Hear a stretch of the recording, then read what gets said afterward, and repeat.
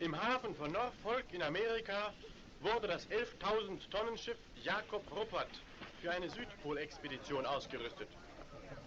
Das ist der Führer der Expedition, Admiral Byrd, der schon im Herbst 1928 einen Forschungsflug zum Südpol unternahm.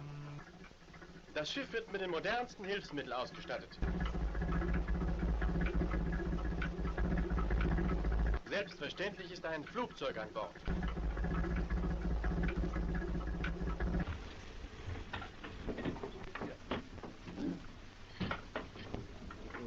Auch die Hunde, die treuen Begleiter des Polarforschers, dürfen nicht fehlen.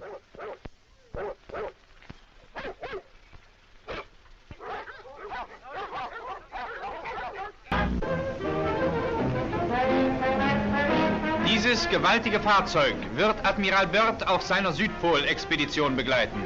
Mit einer Stundengeschwindigkeit von 50 Kilometern soll es den primitiven und langsamen Hundeschlitten bei der Fahrt über die Eiswüste ersetzen.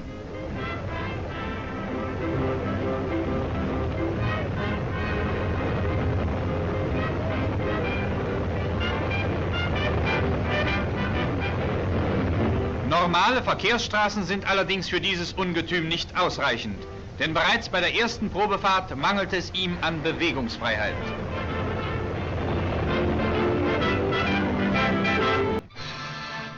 Der amerikanische Admiral Byrd unternahm die bisher größte Expedition nach dem Südpol.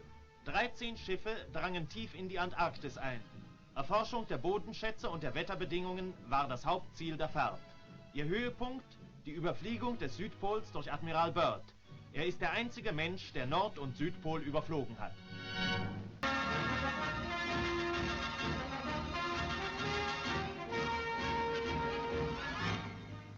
Vorbereitungen zum Start der größten amerikanischen Expedition nach dem Südpol.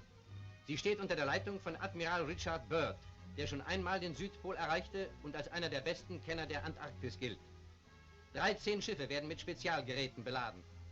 4.000 Mann nehmen an der Expedition teil, dazu, fast ebenso wichtig, ausgesuchte Polarhunde, die auch dann auf vollen Touren laufen, wenn bereits alle Motoren eingefroren sind.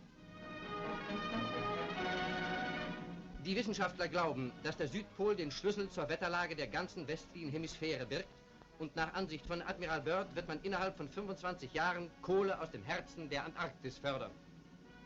Hier der Reiseweg. Die Schiffe teilen sich in 3 Gruppen. Die erste läuft Little America an, den Stützpunkt der früheren Expedition Byrds. Admiral Byrd erläutert den Zweck des Unternehmens, das vor allem der Erforschung der Wetterbedingungen und der Bodenschätze der Südpolregion dient. This is our 6th polar undertaking. The U.S. government has at last concluded that Antarctica is important. We now know that that vast area down there is an untouched reservoir of natural resources. Diese Bilder stammen von der Südpolexpedition im Jahre 1929.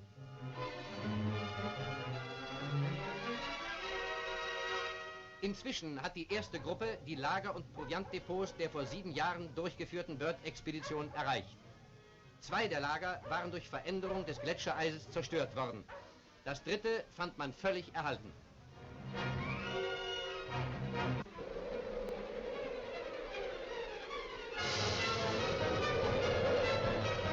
Forschung im ewigen Eis.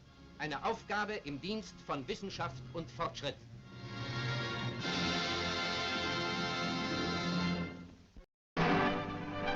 Auf seinen verschiedenen früheren Expeditionen in die Antarktis legte Admiral Byrd Verpflegungslager an. Von dem Stützpunkt Little America aus wurden die Waren auf eine Kette von Vorratsdepots verteilt. Stollen wurden in das Eis getrieben. Die Lebensmittel lagerten so in einem riesigen natürlichen Eiskeller.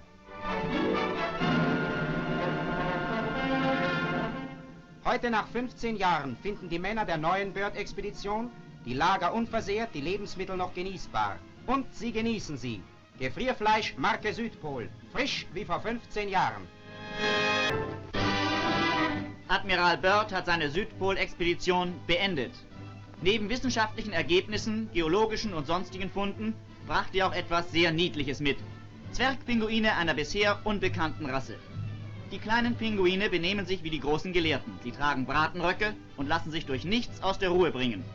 Sie kommen in den Zoo von Seattle, wo Byrds erstes Schiff auf der Heimfahrt anlegte. Diese Männer gehören zu einem Forscherteam aus 12 Nationen. Meteorologen und Geologen in der Antarktis, ein Gebiet, in dem keiner leben will, in dem die Temperaturen unter 60 Grad Celsius absinken.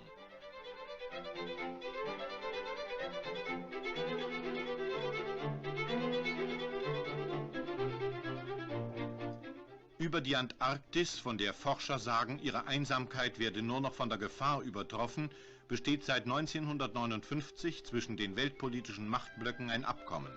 Die Eislandschaft am Südpol darf nur zu friedlichen Zwecken genutzt werden. Gebietsansprüche sollen mindestens 30 Jahre zurückgestellt werden.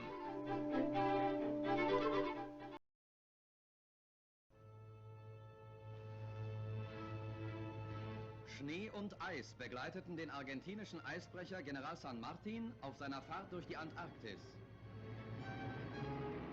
Das Schiff bringt die Ablösung für einen Militärposten, der schon seit über 2 Jahren in dieser Eiswüste die Stellung hält.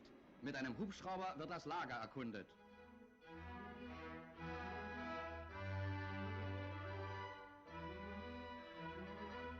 Die Eingeborenen formieren sich zur Begrüßungsparade, denn ein Besuch aus der wärmeren Zone ist am Polarkreis nicht gerade alltäglich.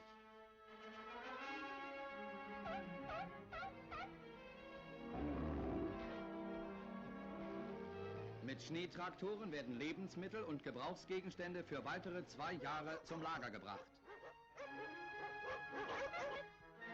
Und für die Eismänner, die 800 Tage lang in diesen Eishöhlen der kälteste und einsamste Vorposten Argentiniens waren, schlägt die Stunde der Ablösung. Ein neues Polarteam wird nunmehr die Fahne hochhalten. Für die anderen begann der Weg nach Hause.